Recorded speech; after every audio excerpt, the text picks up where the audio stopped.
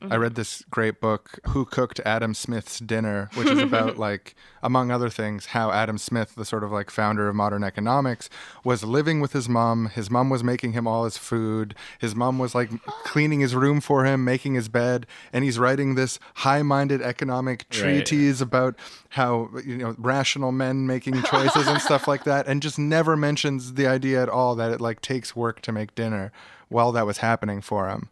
And yeah, it's a good book. It tackles like the misogyny and economics intersection in a couple different ways. Adam Smith sounds like that century equivalent of some like incel who lives in their mom's basement, like writing like polemics on Reddit.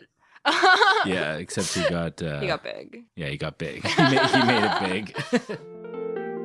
The year is 1776. Adam Smith is writing political comments in his mother's basement, and he is getting hungry. So hungry. 38-year-old Adam's stomach is growling.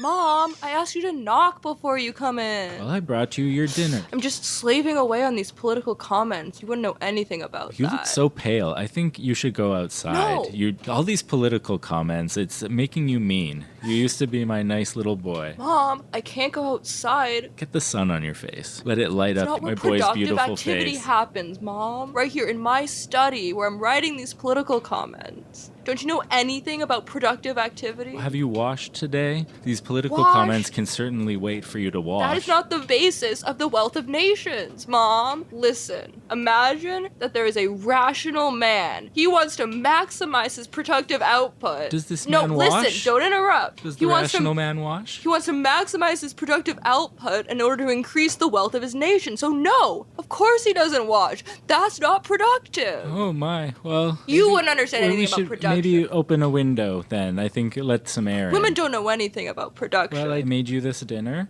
and I've made you all your dinners for many years. Doesn't matter. It's what women are supposed to do. That's not production? No, that's not part of the economy. Oh, well, you know your political comments better than I do, I guess, so... Yeah, I invented economy. Oh, I know, sweetheart. I just think sometimes that you spend too much time with your nose in those comments, and you should get outside a little bit. That's just what I think, and I'm just your mother. You eat up your dinner. A growing boy needs his food, and if you're going to be thinking 38. those comments...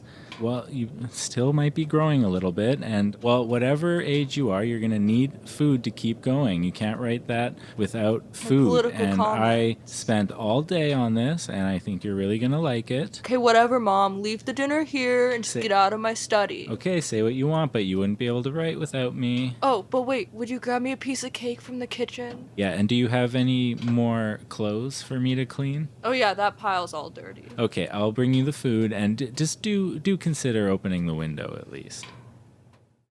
That Adam Smith grew up to become Adam Smith, one of the most important men in the history of economics. And he earned every bit of that. Narrator getting emotional. These social justice warriors trying to take down the statues of Adam? No, he paved the way for all of us. I'm sorry, I lost my temper in the narration booth. But know what? Some things are more important than being an impartial and disinterested narrator, okay? Back to the show.